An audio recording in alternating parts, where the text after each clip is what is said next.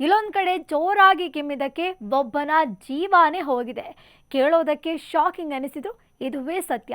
ಹೆಸರು ವಿನೋದ್ ಕುಮಾರ್ ಜೈನ್, ವಯಸ್ಸು 33 ವರ್ಷ. ರಾಜಸ್ಥಾನ ಮೂಲದವನಾಗಿದ್ದ ಈತ ಬಿಡದಿಯ ಕಂಪನಿಯೊಂದರಲ್ಲಿ ಕೆಲಸ ಮಾಡ್ತಿದ್ದ. ತಾನಾಯ್ತು ತನ್ನ ಪಾಡಾಯ್ತು ಅಂತ ರಾಮನಗರ ತಾಲೂಕಿನ ಬಿಡದಿ ಹೋಬಳಿಯ ವಾಜರಹಳ್ಳಿ ಗ್ರಾಮದ ಬಾಡಿಗೆ ಮನೆಯೊಂದರಲ್ಲಿ ವಿನೋದ್ ವಾಸವಾಗಿದ್ದ. ಎಂದಿನಂತೆ ಕೆಲಸ ಮುಗಿಸಿ ಮನೆಗೆ ಬಂದಿದ್ದ ವಿನೋದ್ ನಿನ್ನೆ ರಾತ್ರಿ ಮನೆಯಲ್ಲಿ ಜೋರಾಗಿ ಕೆಮ್ತಿದ್ದ ಎನ್ನಲಾಗಿದೆ.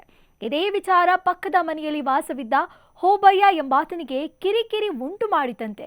ಕೆಮ್ಮಿದ್ದಕ್ಕೆ ಸಿಟ್ಟಿಗೆದ್ದ ಈ ಹೋಂಬಯ್ಯ ವಿನೋದ್ ರೂಮ್ ಬಳಿ ತೆರಳಿ ಕಿರಿಕ್ ಶುರು ಮಾಡಿದ್ದಂತೆ. ಮೊದಲು ಪದೇ ಪದೇ ಜೋರಾಗಿ ಕೆಮ್ಮಿ ನನಗೆ ತೊಂದರೆ ಕೊಡ್ತೀಯಾ ಅಂತ ಪ್ರಶ್ನೆ ಮಾಡಿದ್ದಾನೆ. ಬಳಿಕ ಆರೋಪಿ ಹೋಂಬಯ್ಯ ಹಾಗೂ ಆತನ ಕುಟುಂಬಸ್ಥರು ವಿನೋದ್ ಮೇಲೆ ಏಕಾಏಕಿ ಮುಗಿಬಿದ್ದಿದ್ದಾರೆ.